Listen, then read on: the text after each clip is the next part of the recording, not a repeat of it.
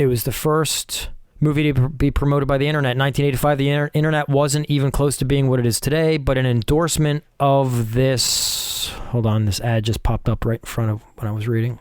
Stupid internet. On this episode of the MacGuffin Guild, we're gonna meet Chris Knight, the Einstein of the 80s. He can turn the simple into simply amazing, and now he turns revenge into high comedy in Real Genius. This 1985 comedy classic stars Val Kilmer, Gabriel Jarret, Michelle Meyrink, William Atherton, and John Gries. Directed by Martha Coolidge. We're going to talk about Val Kilmer's career as well as his current health issues, the dangers of popcorn dust, memories of MacGyver, and the state of Alabama versus the MacGuffin Guild.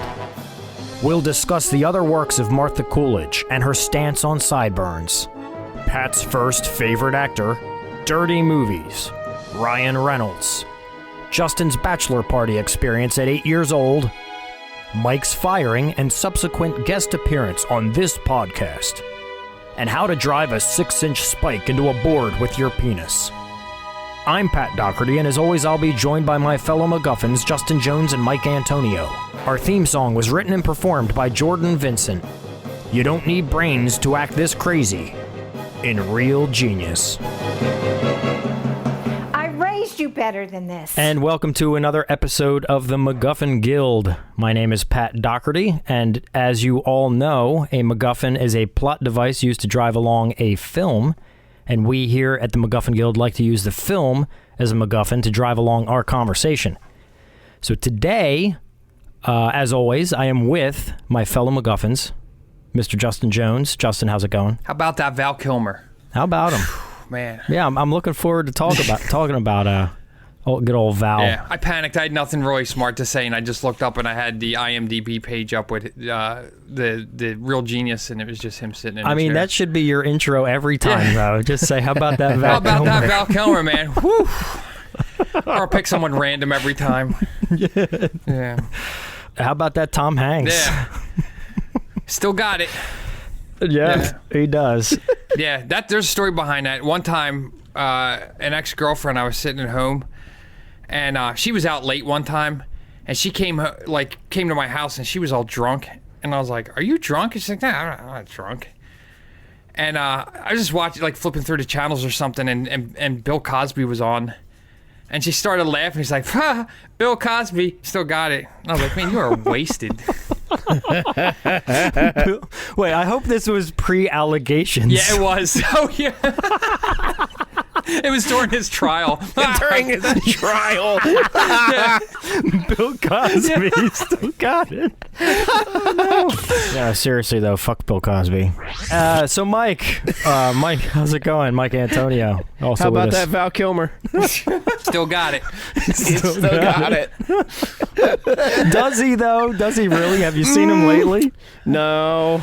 But how's he going to pull off Iceman in the new that's Top Gun? through no fault of his own, though. That sucks. I don't know what's going on with him. He had throat cancer. He doesn't have a voice anymore. No, hold on, time out. I didn't hear that part. Oh, you didn't know that? Wow, no. Pat, you are a piece of shit.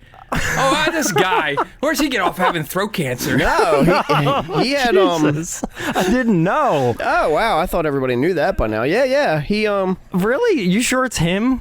Yeah. He didn't admit it for a long time, even though people already kind of knew. No, I didn't know that. Yeah. No. He was at Monster Mania one time, and he looked horrible. Well, to be fair, that's what I was referencing. Oh, okay. Just I did send a picture of him presentation. Yeah, no, that's because he was really, really sick. I didn't know that. Yeah. So now aren't I the douchebag? Yeah, so man. See, kids, that's why you should never judge until you know all the details. That's true. Yeah, but once you find out they don't have an ailment or something, just dig in deep. Just get the heels in. Yeah. Get out all your aggressions. His voice is all messed up. He did a movie or something, and they had to dub his voice because it sounded so bad. Okay, time out. This is all... We haven't even gotten into the episode yet, and I'm already learning. I had no idea. Yeah. Didn't know any of this. That's a shame, Pretty sucky. man. What movie did they dub his voice? I'm not sure. I'm not sure what it was, but it was some movie he did. and they had to dub him because his voice was just like, I mean, he can talk, it's just like, you know, like all gravelly and raspy and messed up sounding. Because he's going to be in the new Top Gun, Maverick. Yeah, I mean, allegedly. Iceman. Yeah, as Iceman. Yeah. The last thing yeah. I saw him in was the Salton Sea, and I thought that was a good movie. When did That's that a good come movie. out? That was probably 20 years ago now. It's like 20 years ago, yeah. Oh, he was in Jesus. Twixt? Kiss Kiss Bang Bang. Oh, I didn't see that. Oh, I did hear that was Oh good, though. my god, dude, you need to see that movie. Okay, well, time out. We're getting ahead of ourselves here. Let's roll with it. He was in the Jay and Silent Bob. We're talking. Adults are talking. Jay and Silent Bob Yes, he reboot. was. He's in that. Yeah, and he doesn't speak. No, just kidding. Yeah, go for it. So real quick, before we proceed on Val Kilmer, because I do want to talk about his career, is Real Genius is the film we're doing today, which is a Val Kilmer staple, if you ask me. Agreed. It's no Willow, but it's good. No, it's not. But Real Genius came out in 1985, rated PG, 1 hour and 48 minutes long, directed by Martha Coolidge, who we'll get back to her in a little bit as well. But Val Kilmer, we can proceed on his history here. This was only his second film, the first being Top Secret. Okay, I was going to ask, was that his first one? Yeah. Yeah, Top Secret was his first, then Real Genius. Then Top Gun was his third film, which is wild. Wow, I did not know that. Holy crap. Yeah. And then Willow was his fourth. Wow. So, I mean, he started rose guns a-blazing. quick. Yeah. Yeah. Now, he had a couple TV movies in there between Top Gun and Willow, but I'm just talking features. That's wild. What a career trajectory. I know. And then the minute the 90s ended, he went, well, then again, early 90s, Tombstone, and then he had Heat in 95. Yeah. And then when was... I love Heat. Batman. What's it called? 90. Batman. Batman Forever, 95. So 95. that was the same... That was right before... No, that was the same year as Heat. So yeah, he did Tombstone, 93, Batman Forever, 95, Heat, 95, Island of Dr. Moreau, 96... Ghost in the Darkness. I like The Ghost in the Saint. Darkness. Yeah, so he had a really strong first 20 years of his career. So yeah, you know what? Anybody who gives him grief for like not maintaining that trajectory into the 2000s, that's kind of not fair because the dude exploded onto the scene. It's true. But I heard he became very, very difficult to work with. well, I'm curious to know this because my impression is that he was always difficult to work with. Well, maybe he was, yeah. But I'm just, like, I think he got even worse. Like, unbearable. Because I hear even Real Genius, he was on the verge of not getting that because he kind of went into the audition kind of in character. Oh, okay. And he sort of turned off the production staff, and they were like, yeah, this guy's kind of a douchebag. Which is kind of funny because you want him to be that character. Yeah. Well, he got the gig, ultimately. Pat, you're forgetting one major role he was in. I was just thinking this too. I can't believe Pat didn't say this. Are you thinking the same one as me? Oh, yeah, I know I am. No, yeah, he played Elvis in True Romance. No. Oh, he did? I Yeah, know, but that's not. Yeah. All right, hold on. What? Well, the Salton Sea. What else am I missing? I don't want you to... The Doors? Oh, yeah, The Doors. Oh, Yeah, wait. Jim Morrison. Is that not what you were thinking of, Justin? No. What are you What were thinking you thinking of? Tombstone. Yeah, I said Pat Tombstone. mentioned Tombstone. Pat Oh. did mention that. Well, we're off to a great start. You got to get with it. Here's why I missed that. Is my audio coming through your headphones, Justin? Just double check that. Can you hear this? You hear it? Gotcha. What happened was I was looking for the Salton Sea, and I couldn't find it anywhere. And I was like, I know he was in it. I thought I was having a total Mandela effect thing. Oh, Where damn. I was like, did I imagine this? And then I was trying to spell it like this is me not knowing how to spell or pronounce anything. I was trying to spell it like Sultan, like SULT, whatever. Yeah. Like a sultan, like a king or whatever. Yeah, exactly. Whatever So, that wow. translates to. I have no qualms revealing how idiotic I am. But yes, Tombstone, awesome. And him as, what's his name? I almost said Huckleberry Finn, but that's clear. Huckleberry Finn. He played a phenomenal Huckleberry Finn in Tombstone, man. I'll be a Huckleberry Finn. No, Doc Holliday. Doc Hollywood. Doc Hollywood. Man, I'll get this right. Is it Huckleberry Finn or Doc Hollywood? Which one is it? You know what I mean. But yeah, he was awesome in that. That Tombstone is a movie that I can literally watch. That one will never get old to me. That's always that. You want to talk about, Mike? You've referenced comfort movies a lot since we've done the podcast. From Dusk Till Dawn is one of yours. Yeah. Cyborg is one of yours. That to me, Tombstone is a comfort movie for me. Yeah. I can totally see that. But anyway. So that's a little history there of Val Kilmer, which apparently he's still. I knew nothing about the health issues that he was battling. Knew nothing about that, but I knew Top Gun was coming out. Maverick, who's playing Iceman again, and apparently he's playing Mark Twain. Really? Mark Twain and Mary Baker Eddy, which has been announced. He's got a few other things either in post production or filming or pre-production, so he's still working. Yeah, but. I mean, maybe his voice is coming back. Maybe that's like a temporary, you know, or maybe it'll never be the same, but it'll improve. He was hospitalized for what his representatives said were tests for a possible tumor. Kilmer said on social media, "I have not had a tumor or a tumor operation or any operation. I had a complication where the best way to receive care was to stay under the watchful eye of the UCLA ICU. After previously denying persistent rumors that he had been diagnosed with cancer, Kilmer said in April 2017 that he had experienced a healing of cancer. In December 2017, Hollywood Reporter revealed that Kilmer had gone through a 2-year battle with throat cancer. And, it looks like he got a tracheotomy. And that a procedure on his trachea has reduced his voice to a rasp and rendered him short of breath.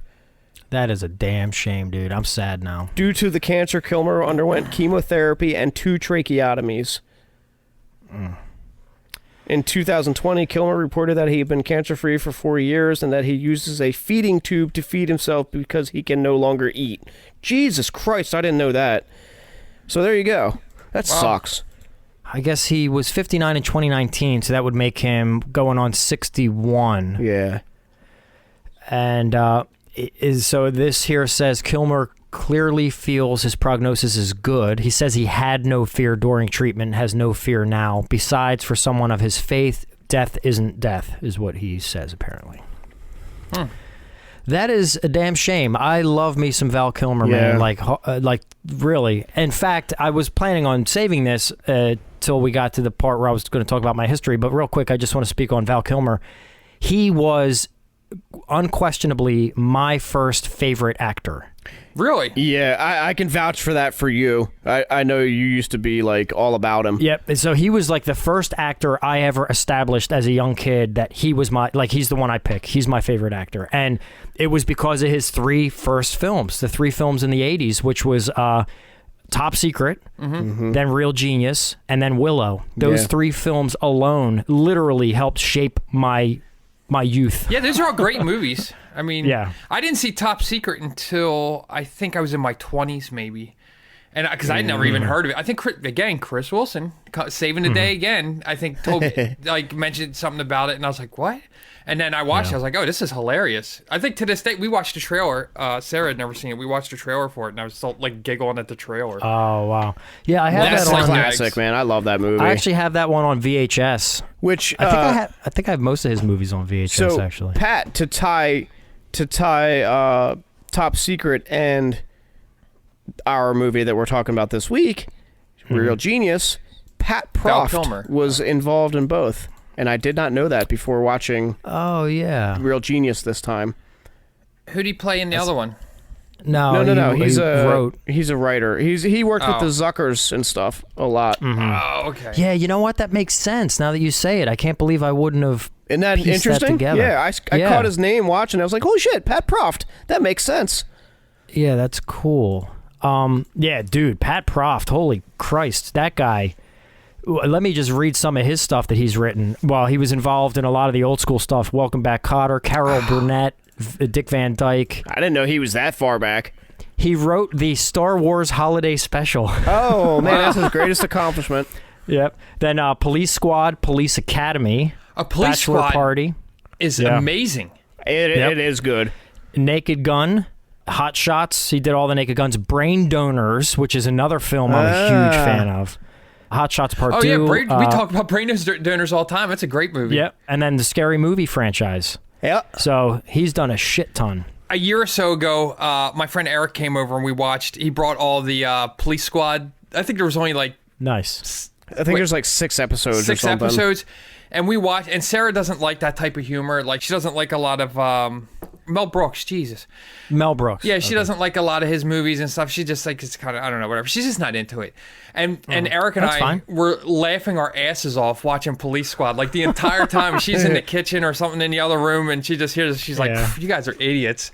And we're like, we don't even care, man. They're just... I love all those old spoof movies and parodies and all that stuff. I love that stuff. Yeah, those were I think the original, like, you know, original good spoof movies, and then I think I don't know where they kind of fell apart. Like even Scary Movie was funny. I'm trying to think of the ones that came after that, where it's just a whole slew of them, and I just didn't think they were funny at all. Date Movie and all those movies, they're terrible. Well, yeah, everybody tried to rip them off, but Pat Proft, he was involved in that, in the good version, the renaissance of that style of film. Yeah, I wonder sometimes, like, I don't find a lot of modern comedies I could think of that I really think are all that funny. And I was like, is it just me getting older? And I'm just like... Well, no, I think humor has changed. I think humor has evolved into something else. Like, people find different things funny now. Yeah. I don't know. It's just, everything's a little too safe. Yeah. I like what Jeffrey Ross said. He's like, if you're not if you're not offending somebody, maybe what you said wasn't that funny. Which not that you should set off his whole career is based on that foundation. I mean, maybe you shouldn't set off just to offend people, but you know. I think you also shouldn't be afraid to say things that are going to push buttons. Look at all the comedy greats. That's what they did. Yeah. They pushed boundaries. It's true. Well, okay, so let's say this then. So like we said, Real Genius was directed by Martha Coolidge, and she had actually turned down this film twice. Okay. She said it felt to her like it was like a lot of the Paramount teen comedies of the time that she had passed on a bunch of times, and just packed full of penis jokes and wankery and all that stuff. So she passed on it twice. Eventually she took it on, and I believe Pat Proft was involved in the original script, which she was not a huge fan of. So she brought in Lowell Gans and Babalu Mandel, who did rewrites, and that's what the film eventually became. And she loved it after that, and she wanted to actually tap into... They spent time at that Cal Technical School and actually got into the science side of things, so they could at least try to play the part instead of trying to fake it. Even if we weren't scientists ourselves, at least be able to apply some kind of, like, there's realism in it that we could kind of... She felt that it wasn't grounded in reality enough, and she brought in a crew to kind of, like, clean that up and also take the humor down a notch where it was more what it became, which is a little more... It's still tiptoes on that line, but it doesn't kick in the door, which is a nice balance. But anyway, that's really interesting. I didn't really know much about her. I'm looking at her page now. She has how many directing credits? 52 directing credits. Well, damn. Going back to the 70s. She did some documentaries to start. Not a Pretty Picture, Valley Girl, The City Girl, Joy of Sex, and then Real Genius in 85. Did some Twilight Zones in the 80s. Then she went on to do some TV movie stuff. Rambling Rose, Angie. I'm not familiar with those. But eventually, as you get into the 2000s, Sex and the City she was involved in. The most interesting thing I saw about her as soon as I looked at her bio is she studied illustration at Rhode Island School of Design. Much like someone we're all very familiar with. Yes. And it Why don't you tell us?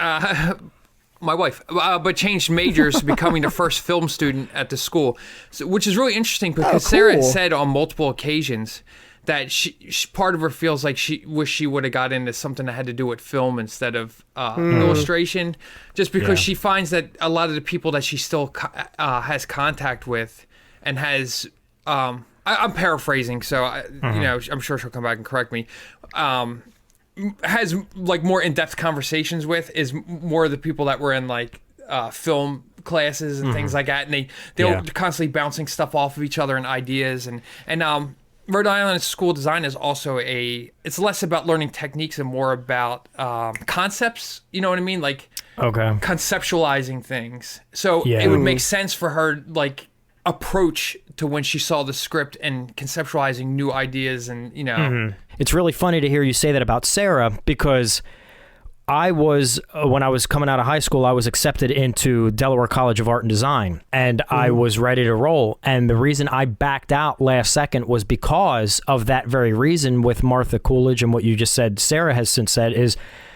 I wasn't as interested in going through the fine arts, which is what DCAD excelled in at the time. I wanted to get into filmmaking, digital imaging, that kind of stuff. And their program just was not there yet. In fact, I don't even think they ever got into the film side of things. It was more maybe their Photoshop and digital imaging and all that stuff. Maybe that has increased. But that's why I ended up backing out outright.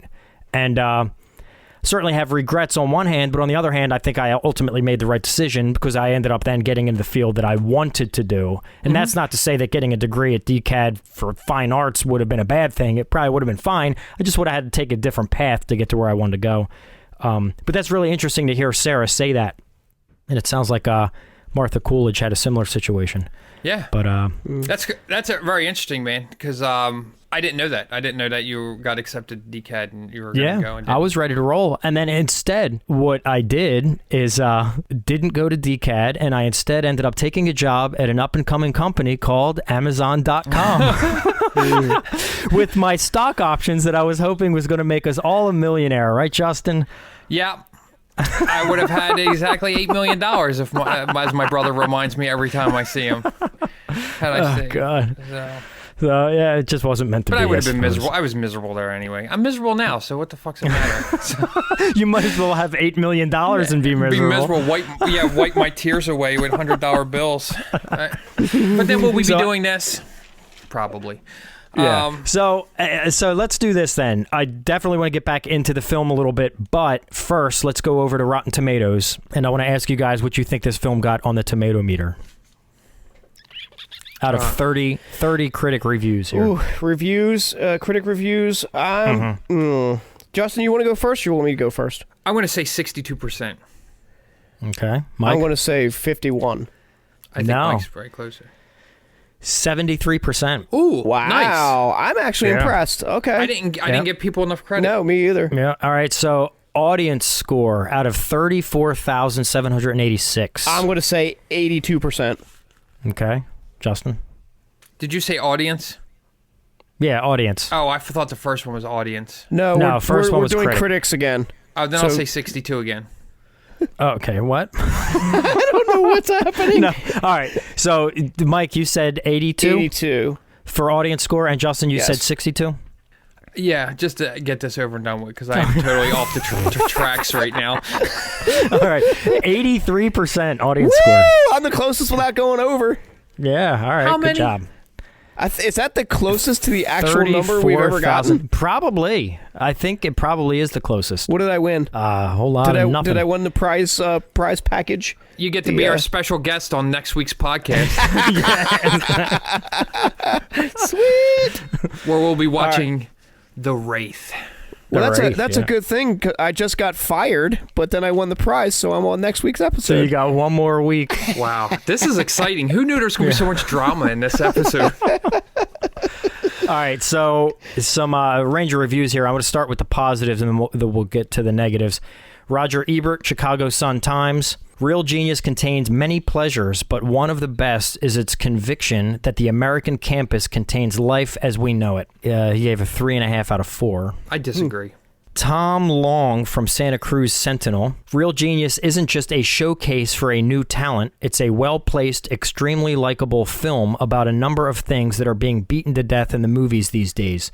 It dares to be both intelligent and funny. Shouldn't we all? Yeah, that's good. I have nothing zany to say about that one. He kind of hit the nail on the head. Emily Asher Perrin from Tor.com says, Real Genius shows that nerds have their own games. They don't need to run faster or get more pledges or give themselves makeovers to have fun and prove their worth. I like that review. Yeah, I kind of... She said something about calling them nerds, which I didn't really consider these guys nerds when I watched it, But they kind of are, and I think why I didn't consider that is because they didn't do a lot of stereotypical, like, I mean, it was kind of to a degree it was, but it was not like, I didn't feel like they were kind of constantly wiggling it in your face the entire time, yeah. But it wasn't pants pulled up the nipples and, pushing their glasses up all the time and, buck teeth. Like, it wasn't the stereotypical movie nerd stuff. Yeah, like, I got more of like Sarah and I were talking about this too, I got more, not to cut you off, but we were talking more of a kind of like, almost like a ensemble, like a la Mission Impossible type thing. Like I thought of each character, each having its own specialty rather than them having some kind of quirky weirdness. Yeah. You know what I mean? No, that's a good way to look at it. But I do think that this, even though of course it's over the top, especially certain pranks that they pull are way over the top, but these nerds, I always felt, were grounded in some sort of reality. Yeah. Like, they never felt like over-the-top movie nerds to me. It always felt a little more like real-world bullying kind of situations, which it always felt realistic to a point. I like this review a lot. Brian Costello from Common Sense Media, quote, 80s college comedy with some sex jokes, cursing. Not cursing, just cursing. Yeah, just cursing. He didn't even put hashtag cursing. He wanted to get to the point. I guess he didn't even feel like spelling out the word and, A-N-D. Yeah. But just put a comma in there. He's saying there is a lot of cursing? Because no, there isn't. That's bullshit. I don't know. How many stars? That's all it says. I think the extent of the cursing is them talking about penis a couple times. Yeah, I think that's about it. The movie is rated PG. But he gave it a 3 out of 5. So again, that's an excerpt from his overall. So let's not look too deep into it. He still liked it. Maybe the rest of it is between. Yeah. The comma. All right, so let's get some negatives in here. So we got Paul Atanasio from the Washington Post. He says Coolidge has gotten into something here, and the pity is that the story she's stuck with never gets her any deeper into it. How deep do you want a comedy to be? I don't know. Not that you can't have deep comedies. Well, there's science involved. I don't know. For this type of movie, though, like what you're saying about the earlier draft thing, like this could have been like dick and fart jokes the entire time. But I think it sounds like it almost was. You can almost see where it would have been, like by watching the movie. I think it walks a fine line of like appealing to like the more screwball stuff, but also having like some intelligent structure and heart to it. Yeah. Mm-hmm. So Dave Kerr from Chicago Reader says the humor is relentlessly cruel, smug, and disconnected from any sense of how human beings might behave in similar situations. Okay. I mean, what? Where do you live? Even if that were true, which it's not. It's a movie. You know what I mean? Is every movie every character supposed to act like a real person would act, especially in a comedy? One of my few points I was going to make later on, but this is a good time to bring it on, is I was kind of reminded of like because all these guys are like, it reminds me of certain areas of engineers at work. Mm-hmm. You know what I mean? Where like you have some more screwball engineers that are fun to work with, and then you have some more just real uptight assholes. Yeah. You know what I mean? And Stick in the muds. Yeah, and I kind of feel like I could see... Sticks. Not stick in the muds. Sticks in the mud. Sorry. Yeah. Stick like what he said. So I think... You should write reviews, Mike. Yeah.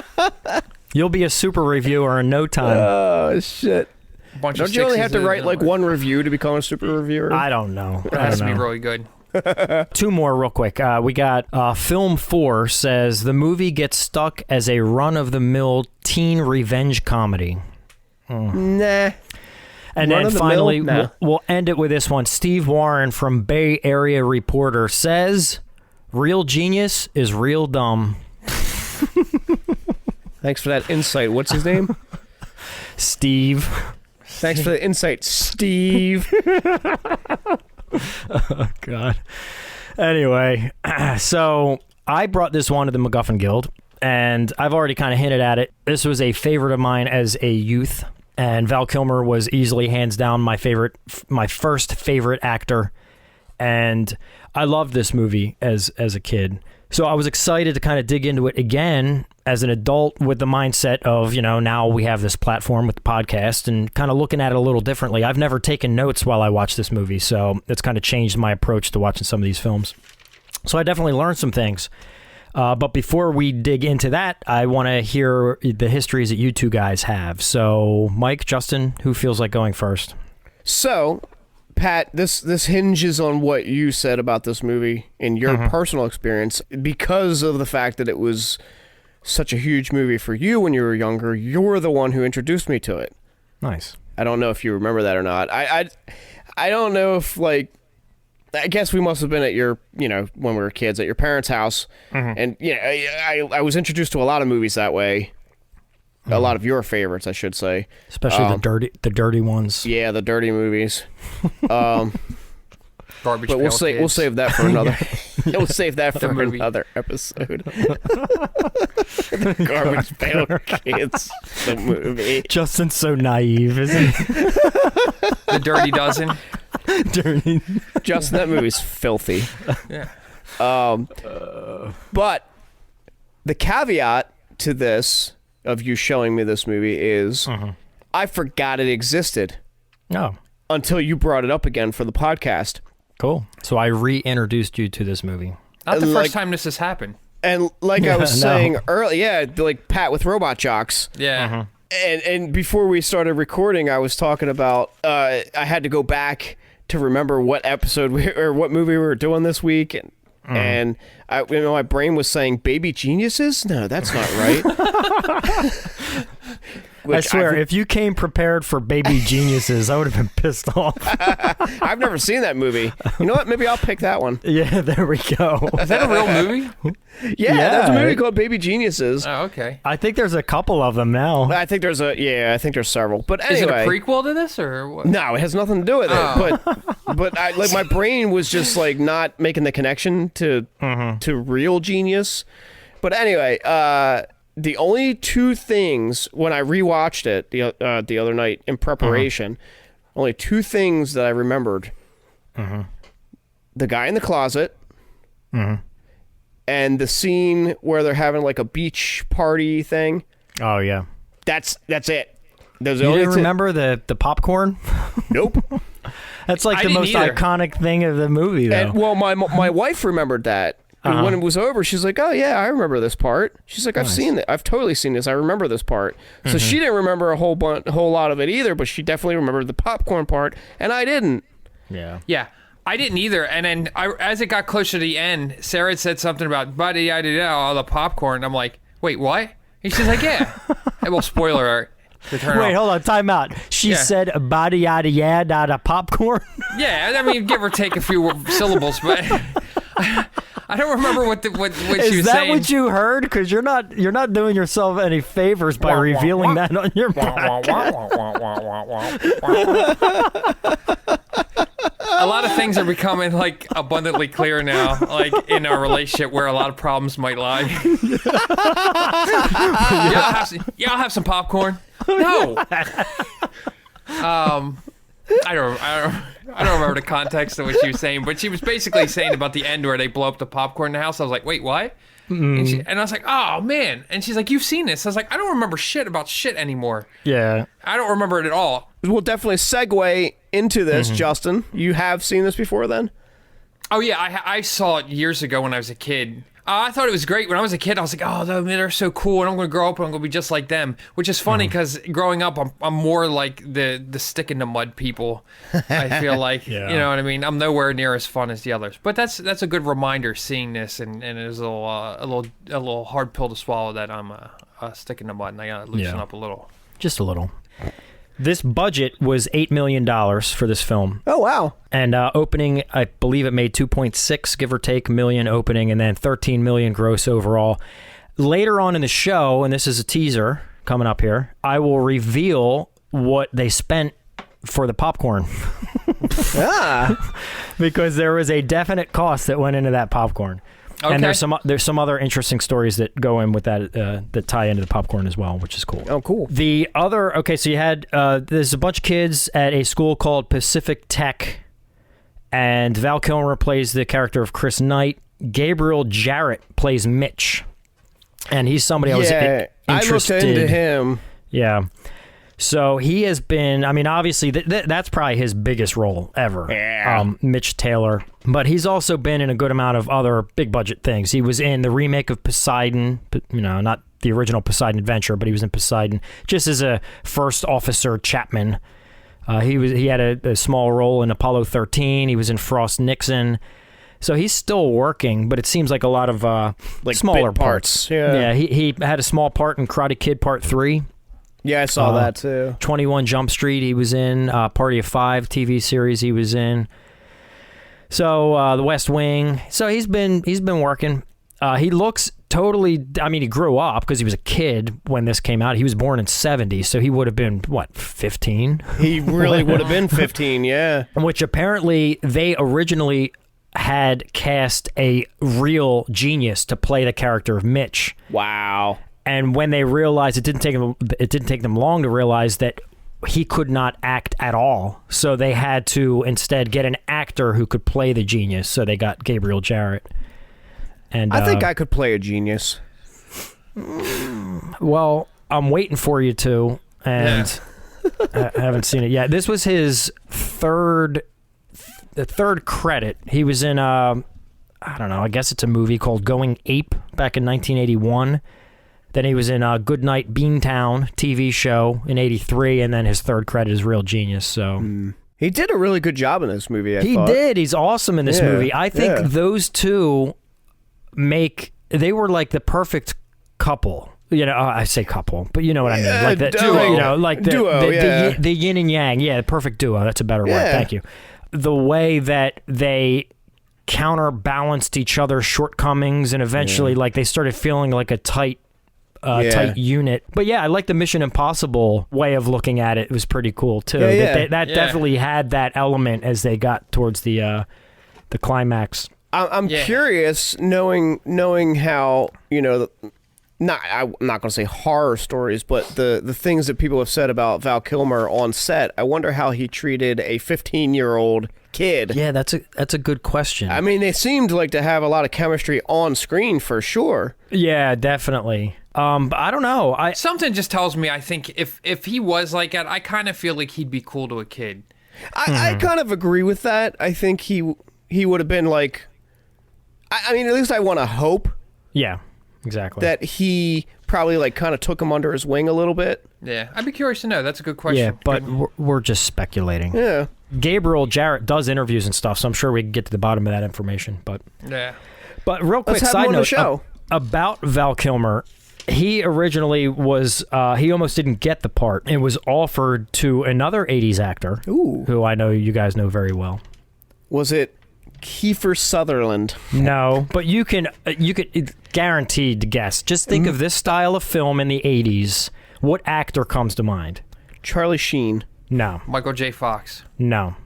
Getting closer with Michael J. Fox, but no. Ooh. You know what the funny thing is? I read this and I was like, oh, okay, and I forgot already. Lou Diamond Phillips. Yeah. Jesus Christ. All right, I'm just going to tell you. Corey Haim. No. I'm going to go through the Corey Feldman. cast of Young Guns. I don't think he was in Young Guns. No, I'm just going to go. Oh, you don't think that? Okay. Yeah. Robert Downey Jr. No. All right, here we go. I'm telling you. In 3, 2, 1. James Spader. No. Jesus Christ. How do I not remember this? All right, John Cusack. Ow. So he almost got the role, but then instead went on to do Better Off Dead. Okay. That worked out well because I like him in that. And I like I like that too, yeah. I think that's more fitting for him than this would have been. I think so too. I think Val Kilmer, in hindsight now, and I know he may have been rough to work with at the time, but I think seeing it in a final film, I think what he brought to the table was perfect. And I can't really see John Cusack, for as good as he is at what he does, I can't really see him doing this character. This Chris Knight character was like, Val Kilmer just crushed it. Yeah. But to use modern parlance, Val Kilmer.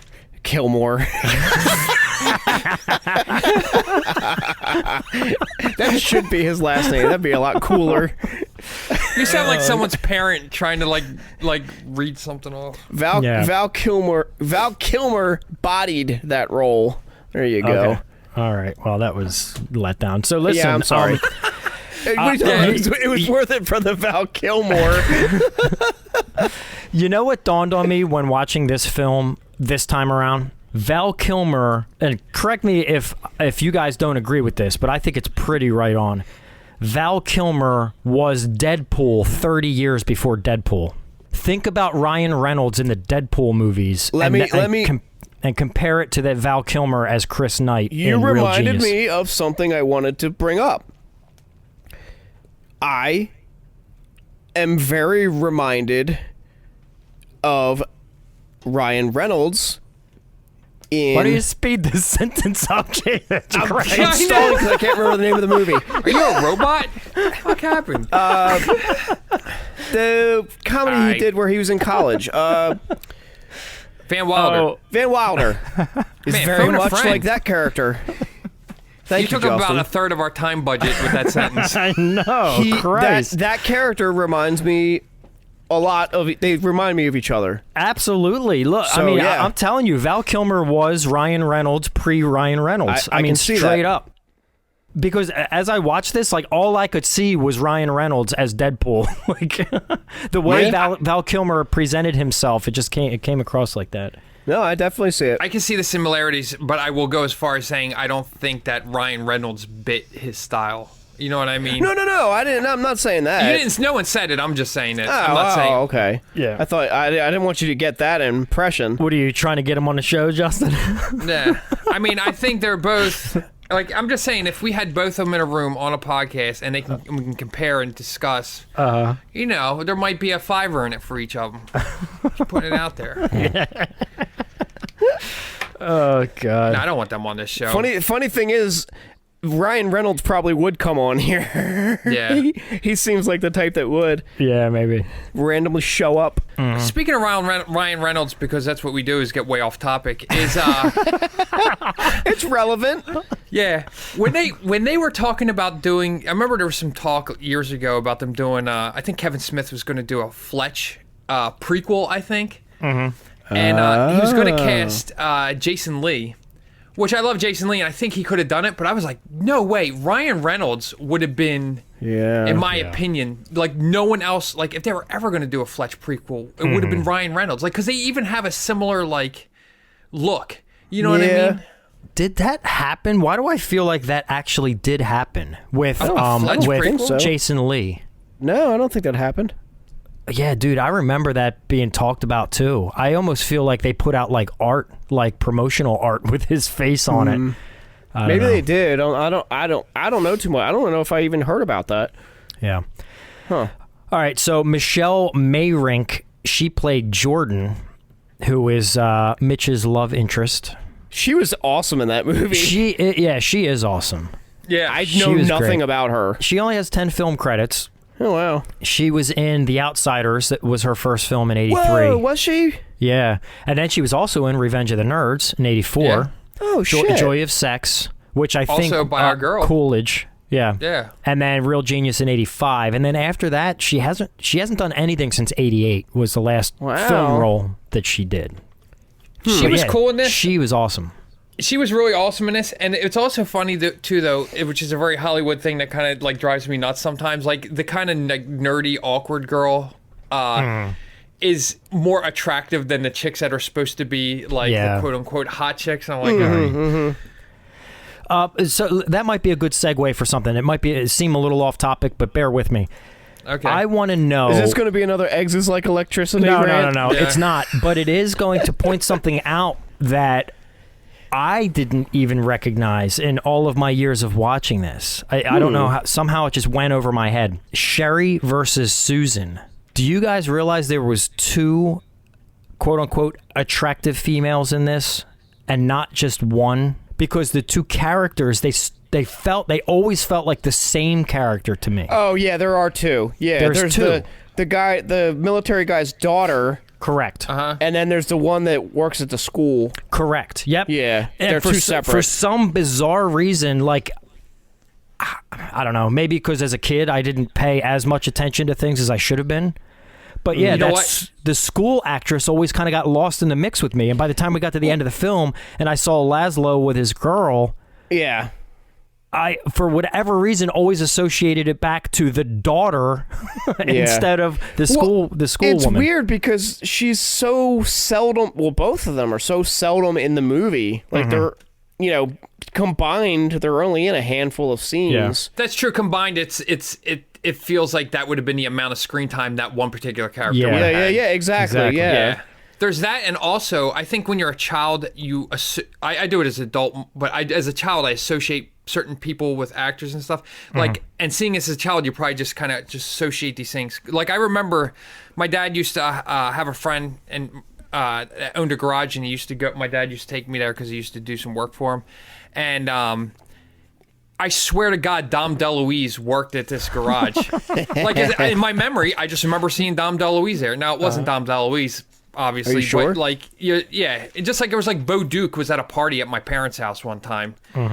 No, Luke Duke. It was one of them. I can't remember, but Like, for real? You just associate, no, it's you associate these. Well, these see, that one I would believe. yeah, well, that's true. I can see that. And like our old landlord, Mr. Decker, I swear was Kevin. Oh my God, I'm drawing a blank on his name. Kevin Sorbo.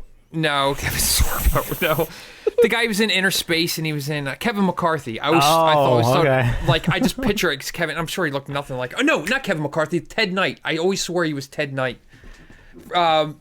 Caddyshack, and he was in Too Close for Comfort. I'm no slouch myself. Don't sell yourself short. You're a tremendous slouch. Were you done your thought, Justin? I'm not sure. I don't know either, but we should roll with it. I don't even know if I had a thought. It's just a bunch of mad ramblings. No, I guess I'm just hoping... my kid brain. Oh yeah, Ted Knight. Is he the one that says, "Well, we're waiting"? We're waiting. Yeah. That's him, yeah. Okay.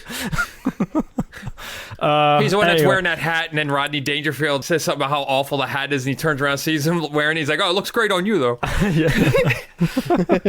All right, let's talk about Professor Hathaway, played by the one and only William Atherton. Look, he is straight up legend in that style of character. I don't think there's anybody. My wife was like, "That guy always plays an asshole," and I'm like, "Yeah, he's good at it." But think about the four that he had, like all in one little chunk there in the 80s. It was Ghostbusters in 84, Real Genius in 85, then Die Hard in 88. Yeah. Die Hard 2. What was the other one? There was another one that I know. I only knew from Die Hard this and Ghostbusters. Yeah. I know he did some stuff in the 70s I wanted to go back and check out. Oh, okay. I thought there was another thing he'd done. But yeah, Ghostbusters, Real Genius, and Die Hard. Those three right there in the 80s. Those three alone, yeah. Holy shit. He's so good. Like, so good at being bad. Yeah. It's awesome. Yeah, he's awesome. I love the beginning of the movie. Like, I won't get into specifics, but when he's talking to the kid, what's the main kid's name? Mitch. When he's talking to Mitch's parents. Oh yeah. He's not adopted by any chance, is he? Oh no. Astounding, isn't it? No, I'm just... Yeah, that's great. Yep. Oh man, what an asshole. He's probably great. Good. He's probably a fantastic dude in real life. Oh, I'm sure he is. Yeah. And he's got how many 89 acting credits? What he has. He hasn't done anything since 2018 though, as far as acting roles. Taking a little break. Yeah, sounds like it. A couple more actors I want to bring up. And Justin, I know you had a few as well, so we probably have the same ones. But then I want to get to Pat's points shortly thereafter, so we can bust through some of that before we approach our ratings. So John Gries plays Laszlo Hollyfeld in this, and he's done a shit ton. Oh, yeah. He's got 145 credits, probably most known recently for Napoleon Dynamite. Recently, 20 years ago. Oh, God, yeah. Jesus. Why does that feel like it's not that old? I don't know. What year was it? It was 2004. Yeah, more than 15 years ago. Jeez. Yeah, so he was Uncle Rico. Most notably known for me as, I can't remember his character. OD. Yeah. Yep. In Terror Vision. Yeah. Oh, okay, yeah. That film holds a special place in both of your hearts. Yes, sir. Smell the glove, leather or metal dude. What's he say? God, we're gonna do that movie, folks. So sit tight. I'll wait to watch that one. I've never seen it. Oh man, you're in for a treat. So. Garrett Graham's in it, our buddy from Phantom of the Paradise. Yeah. Oh, he was also the Wolfman in Monster Squad. Monster Squad. Oh, yeah. I was gonna bring that up too. So yeah, I knew those were. I don't think I knew that he was the Wolfman in Monster Squad back when I was young, but I definitely knew him as Laszlo. So that's the first exposure I had with John Gries. So also Ed Lauter. Is that how you say it? Mm-hmm. I believe so. Ed Lauter. He played David Decker, and so his daughter was the chick that was in it that slept with Hathaway, or so we think. I mean, she was at least in his home. It's pretty cut and dry, I'd say. And she's also the one that asked Val Kilmer if he could. What was it? Can you hammer a nail with your penis or something? What was it? Yeah.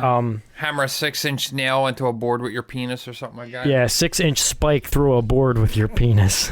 Yeah. Okay. Now, asking for a friend, is that something that some people can do, or? All right. Well, we got a MacGuffin challenge. Yeah, I don't know. My question, though, more for the females, is that something that is impressive? Yeah, like you would, is that a skill that is like sought after? If a dude was just like, ha! I mean, is that like? Would a girl be like, "Oh yeah"? And I mean, not to be weird here, but how would you approach the spike? Would you come at it like a hammer, or like drive it in like a battering ram? Like, how are you approaching it? Ooh.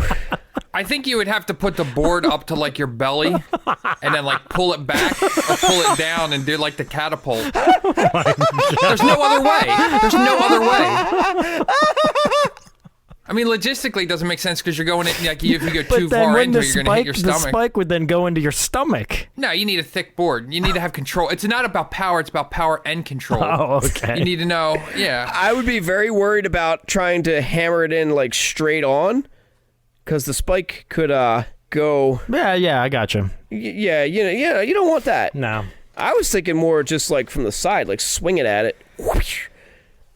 I don't know. We all have our own set techniques. Let's try them out. All right. I mean, if you got enough, you could probably just sit there thudding down on it. You know what I mean? All right. So Ed Lauter.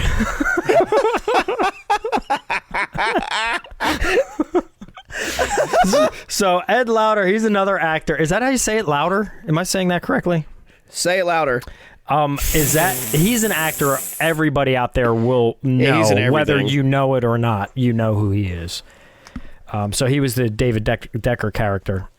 And you know what I really liked him in? What's that? He was in a movie called Magic with Anthony Hopkins. He's in that. Oh, okay. I've never seen that. That was on Shudder recently. Yeah, is this still on there? I'm not sure. If it is, I'm gonna watch it. Shit. Yeah, I recommend it. It's not like it's a cool movie. But anyway, one thing I really liked about that movie is he reminded me of a friend of ours, and I could not see our friend Phil, because they're like both big dudes with like beards. So that's a cool story.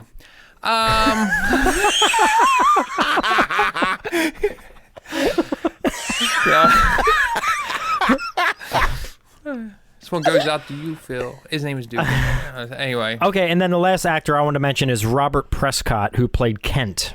Yes. And he's been in a handful of stuff as well. Who I mistook for Ed Begley Jr. Yeah, and it is not, although he does have that look for sure. Man, he has been in, Justin, you want to say something? Oh. Sarah brought up a really good point. She's like, he did a really good job playing that part. Because if you really look at him and you took like the braces and the glasses off and like dressed him differently, he could have just as easily played like a jock or a bully or something. Like, oh yeah, totally. He could have been anybody. Like, so I don't know. It was really cool that he played that part. And plus, that character, he was so despicable and just such a tool bag. But I also felt sorry for him at the same time, because it just showed that he was like so desperate for attention and stuff. Yeah. And I really like at the end of the movie when he gets like swept away in the popcorn.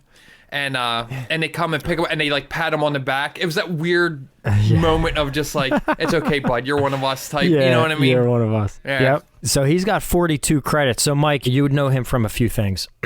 He was in I didn't recognize him. Bachelor Party, Spaceballs. What? He was a sand cruiser driver, so just a small bit part. Yeah. He was in Michael Clayton, which is a what's his name movie? The other Batman after Val Kilmer, George Clooney. Oh, okay. And he was also in a film that might be coming up on the MacGuffin Guild here in the near future. Is he was in Burn After Reading? Oh shit! Okay. Which is interesting. Now I wonder, did you guys see Bachelor Party? Long time ago. Yeah, it's been a really long time. I wonder because I saw it ages ago, and I think he might have played like kind of the villain kind of character in that. Oh yeah. And because I saw it, I was 8 years old when I saw that movie, and I remember because growing up in the 80s, you can kind of pretty much get away with watching anything. But this one particular time, my brother was babysitting me, and he's like 9 years older than me. So him and his girlfriend, they're teenagers, they wanted to watch it, but they had to watch me. And I guess he's trying to be responsible and not like let me watch it. So I was like, oh, you can't watch this. So I was kind of like, all right, I'm just going to fall asleep on the couch over here. And I remember I was on a couch or something like in the living room, and I tried to like act like I was sleeping. I don't know if I was supposed to go to bed or something, but I remember I was like, kind of snuck, looking out of the blankets. I was like watching the movie, and I was doing pretty good, being pretty sly. But there's a part in the movie, and I think it's him, where he gets they have some girl like seduce him, so he gets all his clothes off, and then they end up locking him outside the window on this building. I'm trying to remember this from being 8, and he's trying to get around. He just has a sheet on. Well, something happens, and he falls off the building. And there's a couple in a car down on the ground, and the woman's really upset, I think, about something that happened earlier in the movie, and the guy's trying to like calm her down.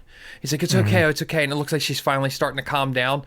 Well, they have like a sunroof, and this naked man's ass just comes like through the roof as they're going to kiss, and I fucking died laughing, man, and like I totally blew my cover, and my brother turned around, he's like, go to bed. But I think that was him. Like I can't remember. Yeah. That's Sorry awesome. for the whole I should watch that again. play about that. Yeah, I want to watch it again too. I've been meaning to for years. I just haven't. I want to get to some Pat's points real quick and just blast through some things, and you guys can just comment as you see fit.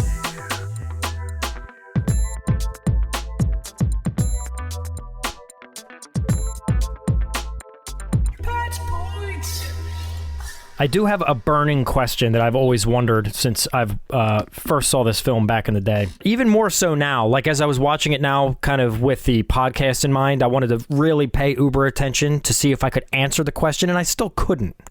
I mean, I think the question is answered, but I just want some clarification from you guys. In the very beginning, when you have the military types sitting around and they show the commercial of this laser in use, and then they're having their nefarious conversations about what they could do with this thing. One of the guys named George steps up and says, I can't do this. I'm going to have to resign. I'm out of here. I'd be reassigned, whatever he says.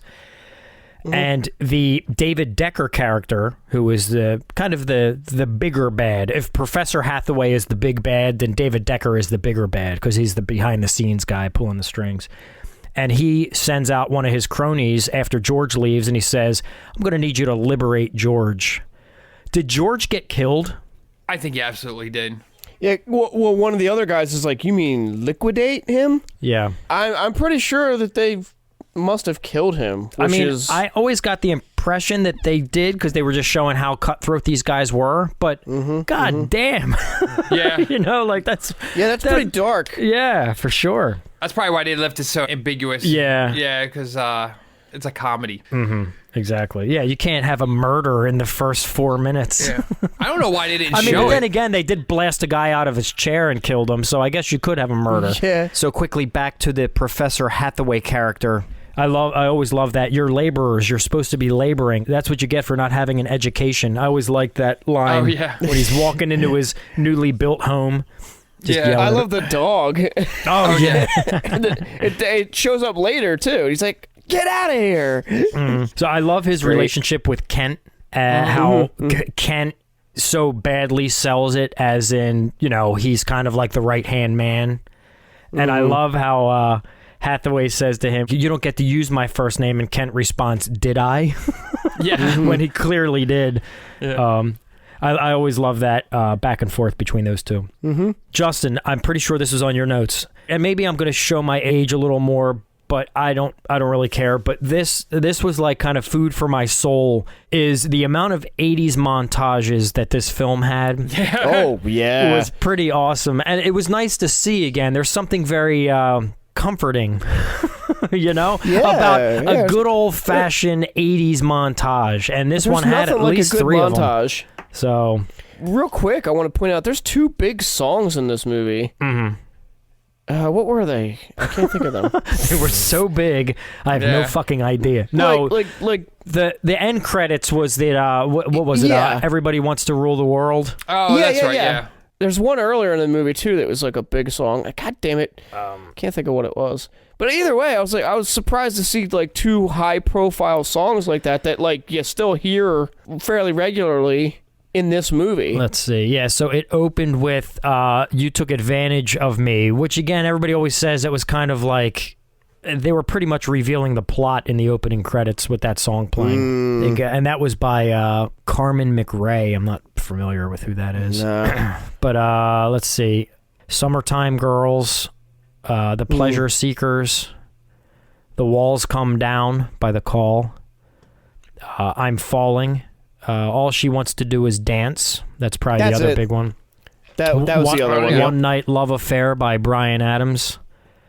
Number 1, man. You're the only love standing in line, and Everybody Wants to Rule the World. So yeah, there's some huge 80s hits in this movie. Well, I wonder sometimes, because it was Trimark Films, which is the only other note I took, and I wonder if they own some of the rights to music and recordings, recording companies, if they have some kind of. I know sometimes that happens where it's like, oh, this movie company owns this, which owns these songs, so they might have. Yeah. Yeah, I don't know. It's strange. It's cool though. Like it stood out to me. The music definitely stood out to me. I was like, oh man, there's actually some songs in here that I know, like that have gone on to be like classics. Yeah. So the Val Kilmer coin trick is on my Pat's points here. And are you guys familiar with that? Yes. We roll across the knuckles. Yeah, it pretty much appears. I mean, it's at least in 3 of his big hits, but it might even be in more. He does it in this, obviously. He does it in Tombstone with a poker chip. Yeah. And then he does a variation of it in Top Gun using a pen. Oh, that's right. But yeah, that was cool. I just had to shout that out real quick. I established that there is a flaw in Laszlo's closet entrance. If you guys would like to hear what I have to say about that. Nah. Would it be the sound that it makes? No, well, I mean, look, the noise, yeah. The noise, yes. I think that things would have been revealed a little quicker with all that racket. But I think, correct me if I'm wrong, if Laszlo entered, he would have had to have ridden the roller coaster little tram car thing that he had down. And it probably would have sat at the bottom until he was ready to leave. So when Mitch enters and Laszlo's still down there, wouldn't the little car still be down at the bottom? Probably. Or is there a series of cars that, it looked like it was just one track to and from. Yeah. But anyway, I don't want to overthink it because they also disassembled and reassembled a car into a dorm room. So here's the thing about that. A lot of these gags and stuff were based on actual gags that were done at by engineering students at, I think, the same school, and that was one of them, that they put someone's car in their dorm room. This school is not real. What? This Pacific Tech is not real. I guess the school it's based on. Oh yeah, I think it's based on some school in California, I think. Yeah. Was it Caltech or something? Something like that. All right, continue. I didn't mean to cut you off there. No, that's it. I think a lot of them were. So I was like, like they would do any of that, but apparently a lot of it was not far off from what they actually did. Yeah, the California Institute of Technology. You'd be surprised what those wacky college kids can pull off. Is that it, Mike? Yeah, that's it. Just waiting for a follow up. No, there's no follow up. For instance. That's the tweet. Yeah, that's the tweet.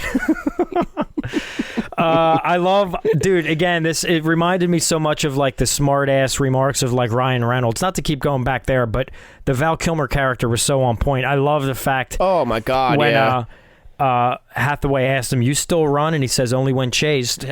And then he says, "I want to see a lot more of you around the lab." And he was like, "Fine, I'll gain weight." I'll gain weight. I laughed really hard at that one. But yeah, the zingers were awesome. But he's like quick. Like it's like he's like Justin with his rapid fire response. Yeah. So Mike, do you remember this? That's a compliment, Justin. There was a period in my youth during the summer when I would run around with sunglasses hanging on the back of my t-shirt. Do you remember that? No, I don't remember. No, I do not. And that was 100% inspired by Val Kilmer in this movie. Because I don't know if you remember the scene where they're getting ready to test out the laser. He pulls his sunglasses off the back of his t-shirt. I don't remember you doing that. I saw that as a kid. Yeah, dude. I used to do that. Not that I wore sunglasses a lot, but I think I looked for an excuse to. But I would always hang them on the back of my t-shirt. Interesting. No, I don't recall that. There was a scene in the trailer for this movie that did not make the final cut, and it's a scene where Val Kilmer's character is in a lawn chair with a bunch of helium balloons holding him up, and he's floating outside a window, and Hathaway asks him what the hell he's doing out there, even though it was in the trailer. And in fact, if you just do a Google search of Real Genius, or if you go to IMDb, it's one of the top images that comes up, but the scene didn't even make it into the film. So that's. I did not see the trailer, so. Oh yeah, it's real quick. One final note about the Hathaway character. It always drove me nuts how he was always saying he was the best and the only one fit to do the job when he wasn't doing shit. Like he wasn't even really helping these students do shit. Yeah. If he was really up against it with getting an answer to this question or this puzzle that they were trying to solve, why wouldn't he be in the room with them? As much as he may despise them. But yeah, he was pretty useless. But I get it. It's all part of the story. Which leads me to a question. If you are Hathaway and you're in the airplane and they're getting ready to do this test and you look down and you see the little computer chip laying on the floor, why wouldn't he stop them? Like at that point, if he would have assumed that somebody would have effed with it, you think he would have stopped them right then and there and said, ho, time out. Somebody was effing with this. There's a computer chip laying on the floor. Why did he go out of his way to hide that when clearly it ended up blowing up in his face, or in his house, I should say? I thought about that and I was wondering, and I the only thing that I could think of is maybe he thought when it got installed, maybe something came out and maybe he just was like, at this point, I have to just assume it's not going to be a critical component that's going to blow up my house. And then if he showed to them, if he showed them any kind of sign, like that was his moment. Yeah, because I think it seemed like there was some kind of there was already tension around it anyway, and he's like, if I bring this up now, there's extra stuff. I think he was just playing, hedging his bets on the fact that it wasn't going to be something that was going to be detrimental, or as detrimental as it ended up being. Yeah. And those chips came out in and out real quick anyway. Did you see that? They were just like, bloop. Yeah. I don't think they were just kind of like placed there. But even still, for him being such a smart guy, you think he would have been like, yo, time out. I got to do a little research here. Something's not right. There's a piece laying on the floor. I think that's what he didn't want, though, but at the same time. Have they respected him a little more if he were to just be like, hey, I'm doing final inspection here and something's not right, instead of just letting it go? In the real world, yeah, but with the way these guys were, I gotcha. Yeah, he was constantly being threatened and stuff. Yeah. So he panicked. Couple more. He panicked. Yeah. Couple more quick things. Susan Decker, who we talked about earlier, she was played by Deborah Foreman, who was also in April Fool's Day and Waxworks. Oh yeah. And that's why I recognize her. Yeah. Okay. I love when the guy snaps when they're all sitting around during one of the montages, like the dude just snaps out and no one reacts except to take his seat because he had a better chair at the table. Yeah. Val Kilmer also played the voice of Kit in the Knight Rider remake in 2008. Oh, wow. Yeah, I did know that. That laser, when it shot through and blew the head of the statue, blew a hole in the head, it literally could have killed people. Yeah. And they're all excited and happy. It could have decapitated a bunch of students. That could have been horrific. Yeah, they were pretty excited about it before they actually saw how much damage there actually was. Because it went across town and went through the pizza place sign. Yeah, I know. The Kent moment when he walks into the house, right before the popcorn, when they lure him in, when Jesus, quote unquote, tells him to go to the house, but don't go inside. Yeah. And then he goes inside. That moment when the laser starts to shine through the window and Kent is standing there. The stained glass window? Yeah, and he puts his arms behind his back like he's getting ready to be like, I don't know. Like raptured? Raptured to heaven. Yeah. Oh my God, that part cracks me up, man. That was great. Stop playing with yourself, Kent. The special effects of this film, and I'm not talking about the popcorn stuff. The popcorn stuff was awesome. We're going to talk about that in a minute. The space stuff and the jet stuff and the military stuff was very terrible. Cheeseball 80s green screen stuff, which was, But whatever, it doesn't matter.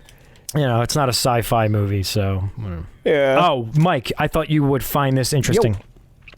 There was a cameo. One of the nerds, I use the term nerds, but I mean, I think that's kind of how he's even cast if you look at the credits. But one of the nerds at the party that they were having, the inside like water slide party, there was a nerd there who went on to be a big budget Hollywood producer. Yep, I know who it is. Okay. I saw his name in the credits and I was like, holy shit. It's Dean Devlin. Yep, Dean Devlin has a worked cameo. with Roland Emmerich quite a bit. I picked up on that. I was like, holy shit. Yep, on Independence Day. I almost said Universal Soldier for some reason. Independence Day. Well, he worked on... he may have worked on that. No, I don't... Well, he may have. I don't know, but it wasn't intentional. He worked on a bunch with Roland Emmerich. Yeah, I picked up on that.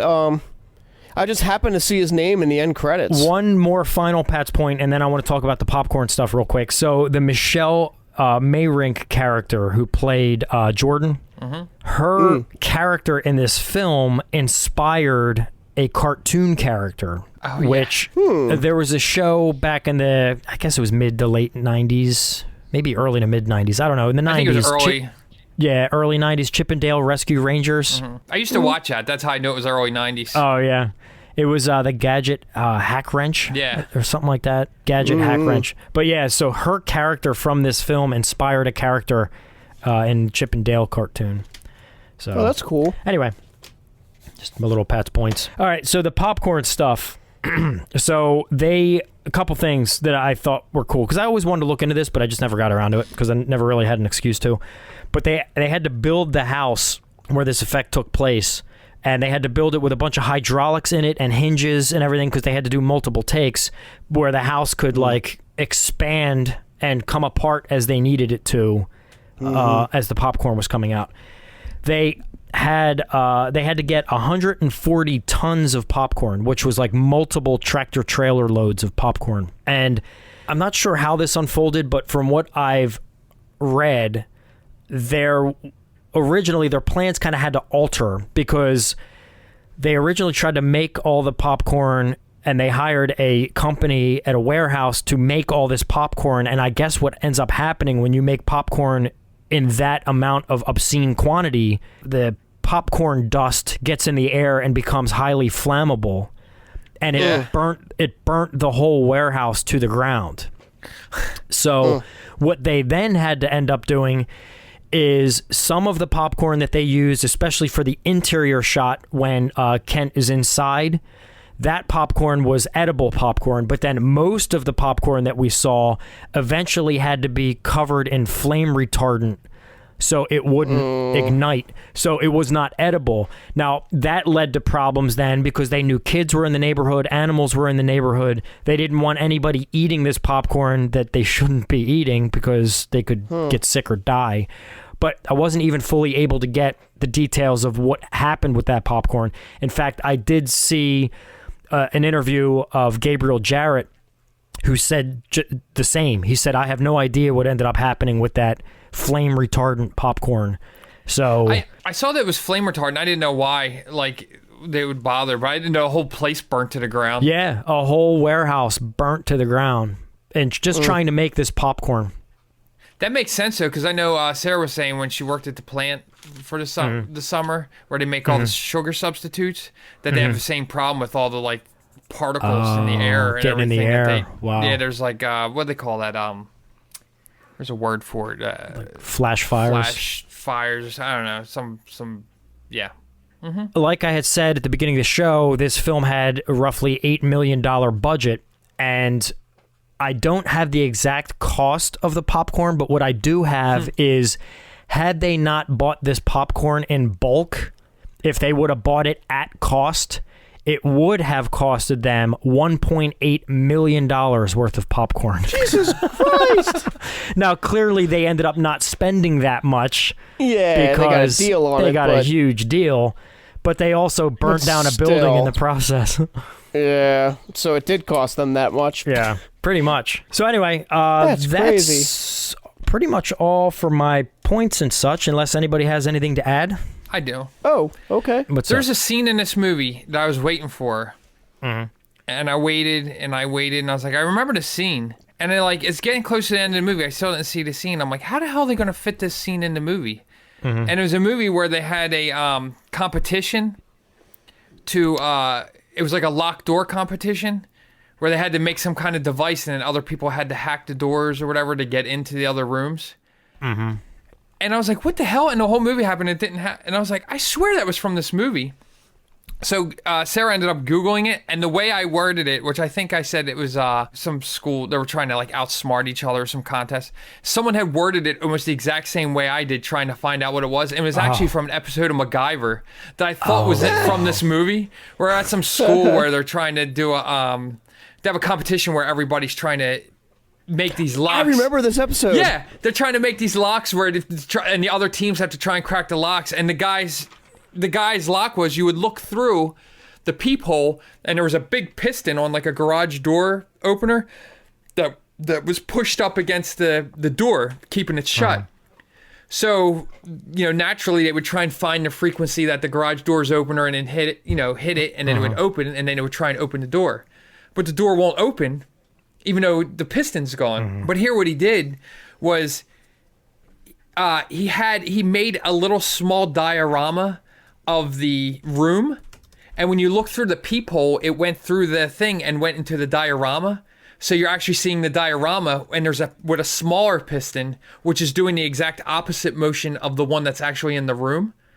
So it's already open when they get to it, but because they're trying to crack it, they don't do the thing and just test the door to see if it's open. Shit. So once they they see that it's a piston, they hit the frequency, they see it open, but really what's happened is it's shutting the door. Yeah, wow. And I thought that was from this movie, and it wasn't. I remember that episode vaguely. I did think of two more quick points. One, the cars, the way they were lined up when the military was getting ready to do their laser tests, those cars that were lined up, they were lined up like the JFK assassination. Oh, yeah. I didn't pick up on that. Yeah, Sarah said that as soon as she saw the car, she was like, oh. Yeah. And then this apparently is known for being the first movie that was ever promoted on the internet. Really? Whoa! Real Genius was the first movie to be promoted on the internet. This is as per mentalfloss.com. A week before Real Genius opened, promoters set up a press conference at a computer store in Westwood, California. Coolidge and members of the cast appeared to field questions from press from across the country, connected via CompuServe. Though the experience was evidently marred by technical problems, this was the mid-1980s after all, the event marked the debut of what became the online roundtable junket. So that's what it was. It was more of a virtual press conference or press junket for the film.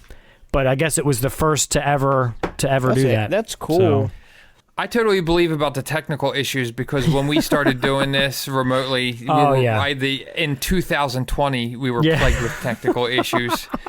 Yeah. Can you imagine attempting that in 1985? Holy shit. No. Anyway, I thought that was really neat. So, I definitely learned some things about this movie. With that said, I think we should transition over to the ratings. I will go first, I suppose. And then I think will. That's a great idea. And then I will throw it to, I don't know, I'll surprise you guys. Ooh. So I don't know. I mean, I don't have much else to say about this movie. I pretty much already said it all. It's one of those movies for me from my youth. It was, it led me to my first favorite actor in Val Kilmer, who I'm still a huge fan of. And saddened to hear about the health issues that he's dealing with. I was really I've been out of the loop with him, apparently. I didn't realize.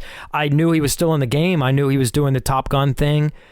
So I just, I thought he was just getting older, like all of us. I didn't realize he was dealing with some heavy stuff, so that's a damn shame. Yeah, I've always loved this movie. It's a good movie. It's got heart, even though these were geniuses. They were more down-to-earth kind of people. Like, they were who they were, and I think that you got to respect that, and it always made me happy. It was one of those feel-good movies, like just seeing their little romantic relationship develop. I always thought was cool, because, they weren't sex symbols and cool guys. They were just people, and I always appreciated that about Mitch and Jordan's little romantic relationship. It made me feel happy. But anyway, I don't know. Rating this one's a little tough. It's definitely got the personal connection just because I was raised on it. I don't know. I'll give this 7.5. Fool. I don't know. I think I want to. I feel like it's clearly above average, but I don't want to. I'm not going to give this a 9 or anything crazy. I think 7.5 is fair. Justin, what do you think? I think that was a pretty good rating. You want to steal it? Oh, you want my rating? What did I give? What did I give the Holy Mountain? I think you gave that. Hold on. Yeah, I can tell you in 1 second. You gave that a 7.8. Oh, which, by the way, I apparently gave Holy Mountain a 7.5 too. Yeah. So you like them equally? Yeah, apparently I do. I'm gonna go 6.9. Okay. I like it not as much as I like sevens. I don't know. I don't know. I didn't meet with the ratings. You know how it goes. But that's what I got. Gotcha. I had 6.9. All right, Mike. And a handful of dead air.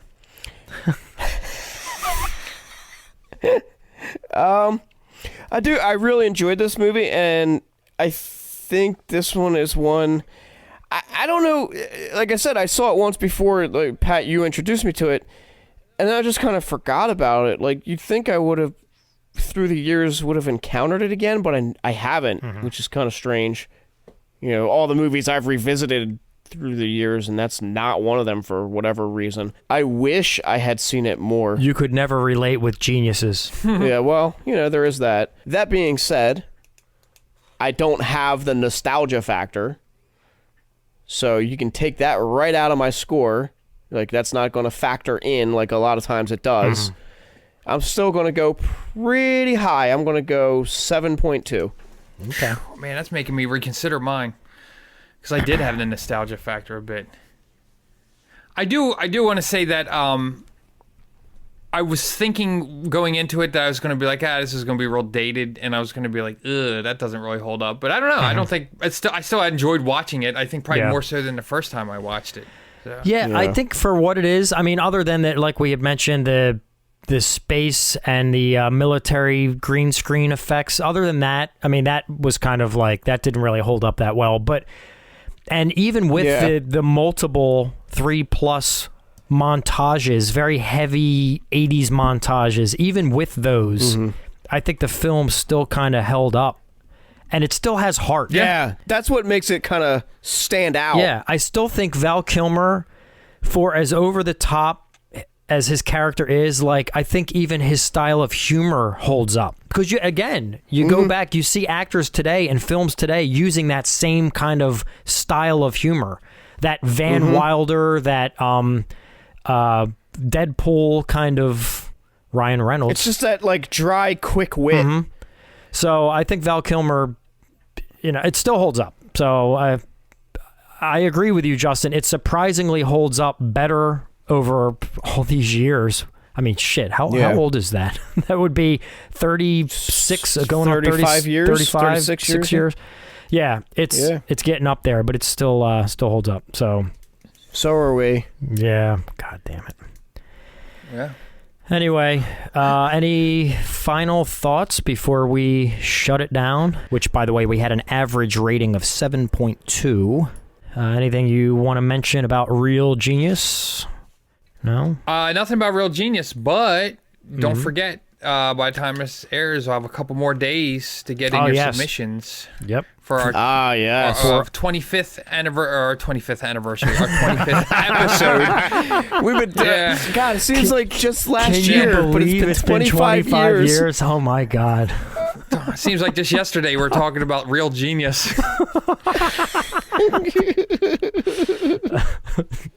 Yes, our 25th episode, and the contest goes until the 29th of this month. So you'll have a couple more days from the time this episode drops. So get us your suggestions. We want to throw them in the mix. I was gonna say every single one that's been suggested so far has been great. It's gonna be it's gonna be tough. Yeah, it is gonna be difficult to pick. Because there's already 3 or 4 that I'm like, God damn it. I would pick all 4 of them. I know. Yeah, I'm kind of like, oh, shit. I'm like juggling back and forth with a few of them. I do think the ones I don't pick, I think other ones, the suggestions that I may later put in my... no doubt. So even if you end up, A, not winning, or B, not even making the top 3, you're still going to directly influence where this show goes down the road, because there's some really good films coming in, so keep them coming. So do that, and then continue to hit us up on our social media. We're on Instagram, Twitter, Facebook, Discord. We'd love to hear what you have to say, just in general, and we appreciate you being a part of this thing. So any final thoughts before we close her down, fellas? We good? Everybody feel like you got your real genius fill in here? Did we talk enough about the popcorn? We could do a whole episode about that. Did we talk at all about their lack of sideburns? Did you notice Val Kilmer's character and a lot of their characters just like didn't have sideburns? It was a little weird. It's unsettling. It's not right. Sure. It's not right. Can we get like what was the director's name? Her name is Martha. Coolidge. Martha Coolidge. Can we get her to do a pass on the movie? Get some CG sideburns in there. Or at least let's get her on the show and ask her what her stance is on sideburns. What the deal? What's the deal?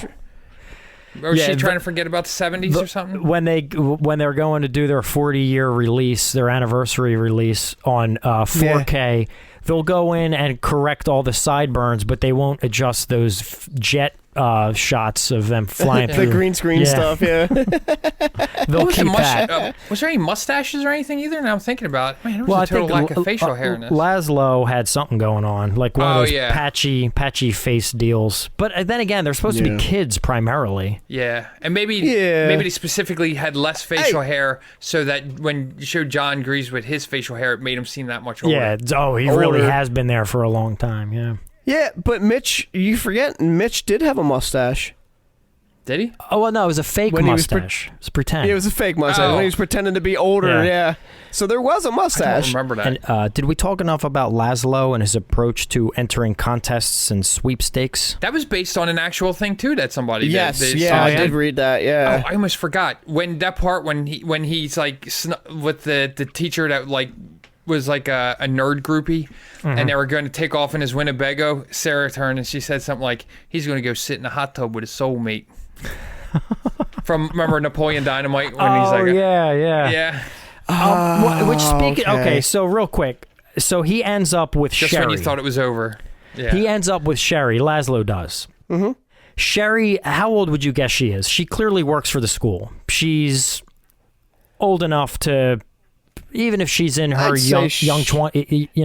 20s, minimum early 20s, right? Mm-hmm. Why in the hell is she trying to pick up a 15-year-old? Because she's going after the geniuses. But the top 10. She has a type. Yeah, a kid? I mean, he's 15. I mean... in the 80s, that kind of stuff happened in movies all the time, though. Well, she said he's legal. She's like, I've been waiting 3 years for you to be legal or something like that. That begs the question then. Did this film take place over 3 years? Take place over 3 years? No. She does say that. She's probably been watching his progress since he was a child genius. But he's not legal I can't wait till at 15. That one blossom. But he's 15. Well... You don't know the law in different... It's different from state to state. I think... 18 isn't the law in every state. Yeah, but I think... The age of consent where this film takes place. Hold on. Where are you getting this information from? I'm pretty sure it would have been statutory rape. But also 80s. Like, telling you, man, they used to... I'm not saying it's right, but I'm just saying it was done a lot in 80s films where there would be an underage person, and it happened a lot.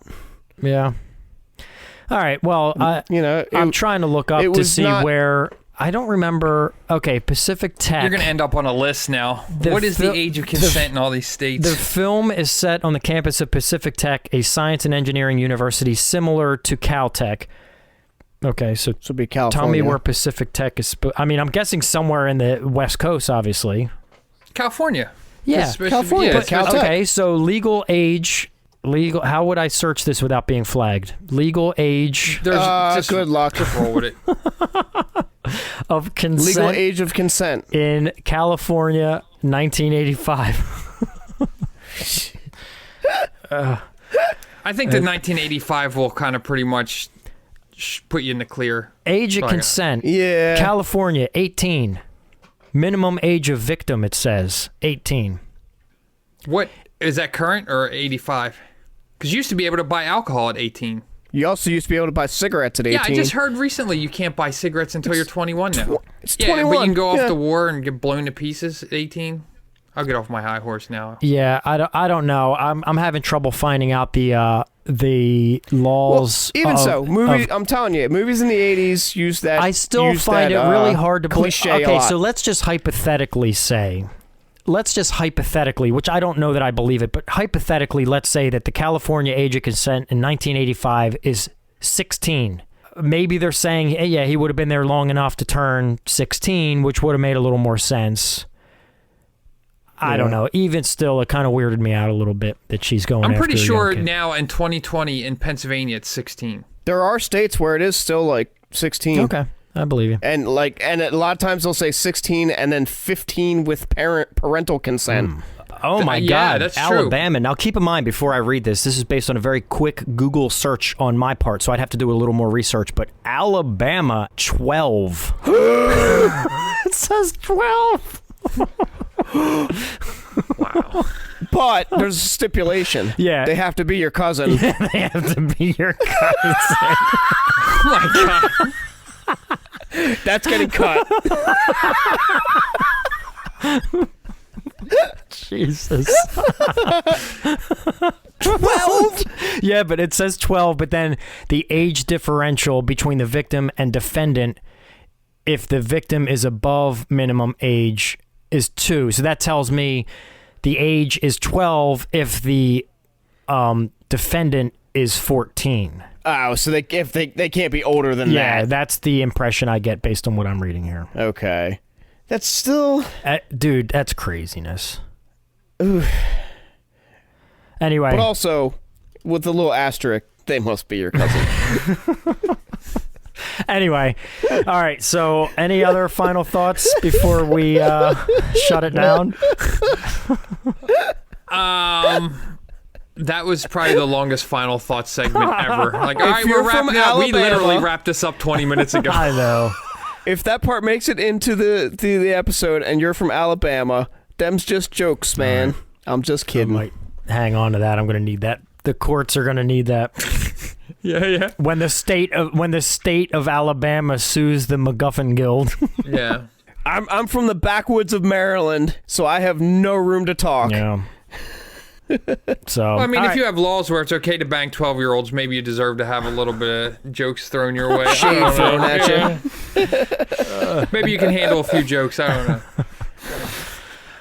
know. Do they even have the internet in Alabama? They probably can't hear us. Yeah, is streaming possible? We're not sure. That's awful. They might be able to go to the local Blockbuster and pick up a VCR copy. Okay, can we stop? What do we have against Alabama? Jeez. I don't know. I've never seen Mike so aggressive about anything before, so I'm just letting him roll with it. Oh my God. But I just took the ball and rolled. I just want to see what else he's got. Keep going. What do you got? Nah, I'm good. I'm done. I'm done, Alabama. I'm sorry. I apologize to all Alabamians. Alabamians. I don't know what Albanians. it is.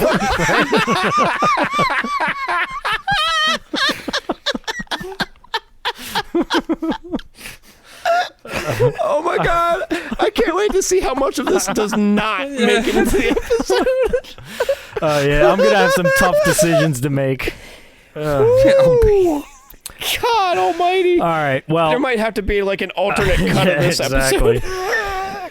For our patrons only. Yeah. Yeah. For our listeners in Alabama, what kind of internet service do you have?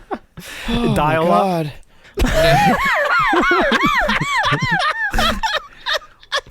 Well, shit, like right down by Mike, I remember looking at houses. They were like south of the bridge. You couldn't get high-speed internet. Yeah, I believe it. By me? Yeah, on the Maryland side. Oh, yeah. My parents still can't get internet. That is insane. That's a shame. I mean, they have like this. I forget. I don't know how it works. Justin, you'd probably know better than me.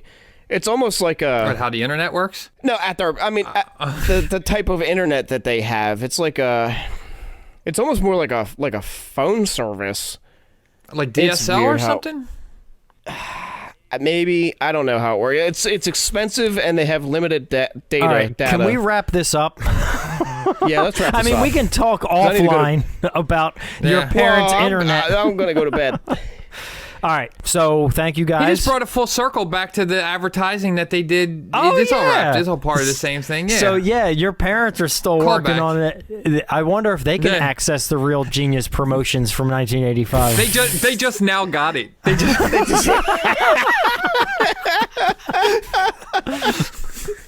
They're watching it right now.